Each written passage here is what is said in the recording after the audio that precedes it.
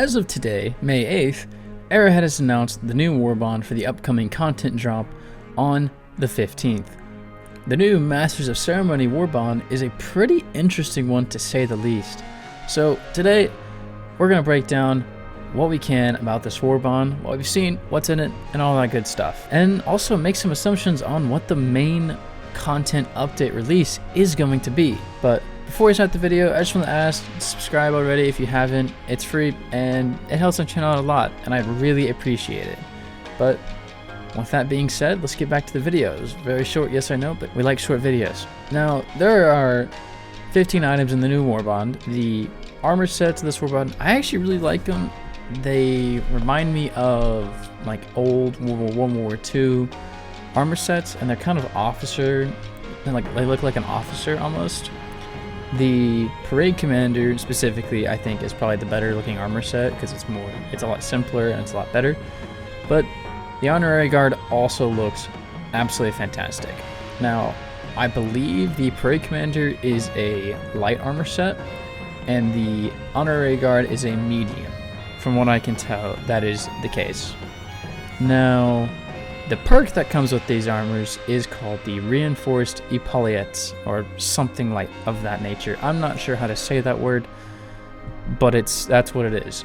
And basically, this means your limbs are less likely to break. That's it. That is literally the whole perk. Not a great perk, but why is it the perk? Well, it's because of the new stratagem for this Warbond, the CQC 1 True Flag. Okay, what does it do? Is it for objectives? Does it give you a bonus? No, it's a flag. That's a spear, basically. That's the whole thing. It's pretty cool. I do like it. You can wave it and you can stab enemies with it, which is really cool. I like that, but honestly, it doesn't do too much. So that's the stratagem for the new Warbond. There's not really anything else to do with it at all, but it's interesting. As for the weapons that are being introduced, the new primary is called the R2 Amendment. It is basically a modernized R1 Constitution, and instead of rounds reload, it has a 20 round magazine. So there's that. You have more ammo, more fire, which, I mean, I think I like that a little bit better. But the gun also still has the bayonet, so you can do your little stabbings of enemies, which is always awesome. We love to see that. And just firing more general with the new mag. And there's also a scope on it, which I really like. So yeah, I like the scopes in Helldivers too. They're pretty nice and they work really well. The Constitution is a little old, so this is a nice, addition. It looks, I forget exactly what gun, but it's like giving me M1 Garand vibes a little bit, but with a magazine, which is a little interesting and pretty cool. And I'm pretty sure that this rifle will be a medium penetration rifle, like the Constitution. So, with that being said, the secondary, the CQC-2 Saber, is exactly what it sounds like. It is a sword. It is just a straight up sword. I mean, it's awesome. I really like it. I'll be using it some, probably not very often, because it's kind of just, it's a sword against bots that shoot and bugs that will overrun you. But hey, if you like it, you like it.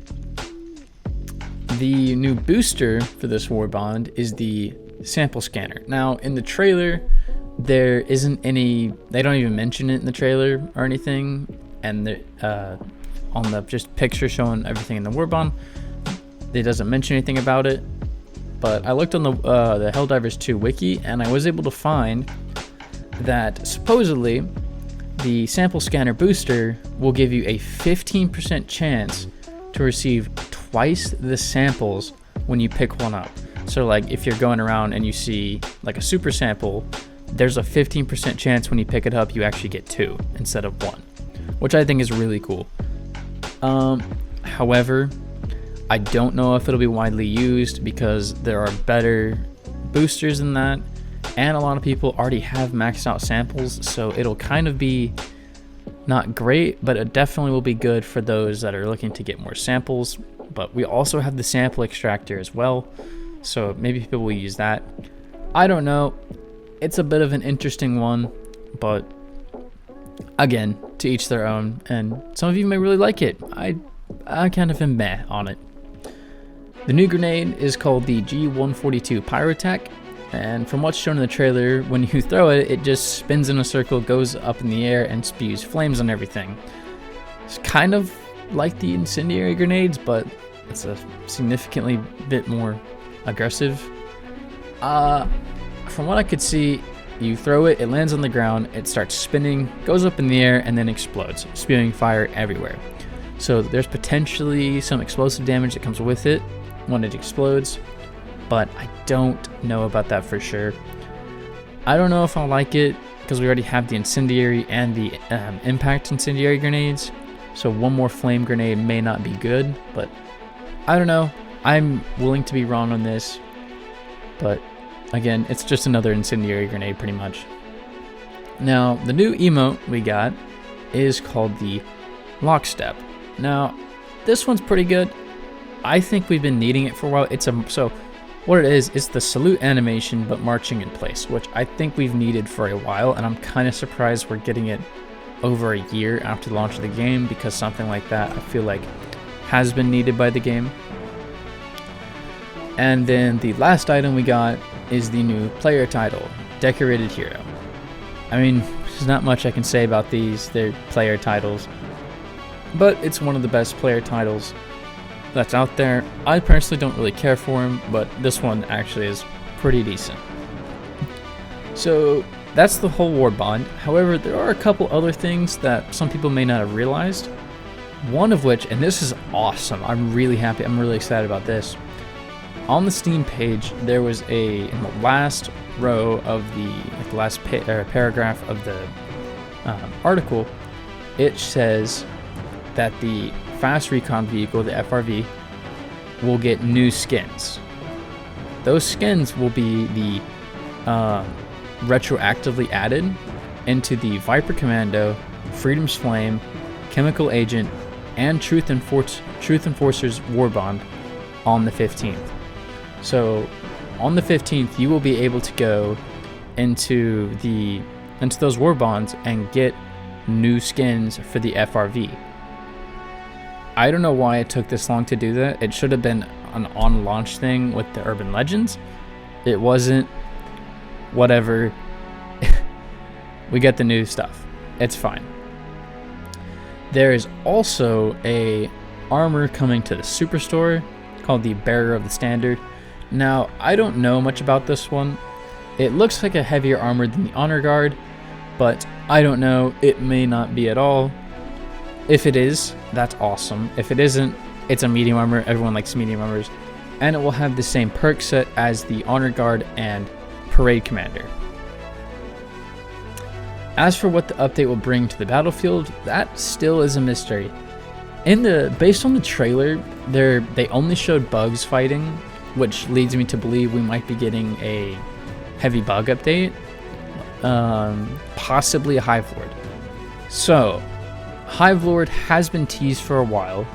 The secondary where you have to extract with a mutant larva, I believe that's been theorized to be a baby Hive Lord, the larva in the backpack, the little jar backpack. So that's been out for a long time. And also I've seen some stuff about there being a heavy earthquake somewhere, potentially harming the Terminids, blah, blah, blah, blah, blah. Basically, it's Joel hinting at the possibility of Hive Lords are active, they're just not on the battlefield yet, which would be horrifying. It'd be a rough day for all Helldivers involved if Hive Lords got added back to the game. And I would doubt anything beyond a balance change for the automatons, if even that. They're pretty horrific to fight at the moment, especially with the incineration course, so we will see about that. I don't think any new units will come for them. There's going to be some new units, I would imagine, for the Terminids, but I doubt for the automatons. there could also be a return of the Illuminate. Now, yes, we just defeated the Illuminate, and this entire Warbond is based on the celebration of defeating the Illuminate. However, you never know. Arrowhead does funky things sometimes, and it wouldn't surprise me that if they were to return, it would probably be in some form of like full-scale invasion. So like they show up on a planet, but then they're capturing the planet, not just attacking it for every like 24 hours and then leaving. They'd be taking over the planet. That wouldn't surprise me if that was a new thing that was happening. And they also might just make a beeline for Super Earth to try and invade it. All three factions could do that as well. Determinants or bots or Illuminate even. That, I would imagine, is something Arrowhead is thinking about. A invasion of Super Earth, because again, that'll bring the player count up a lot. And I mean, there's not much else we can really say about it other than simple speculations. We have no idea what to expect on the 15th, but we must stand together if we are to vanquish the enemies of Super Earth. Thank you for watching, and fight for managed democracy.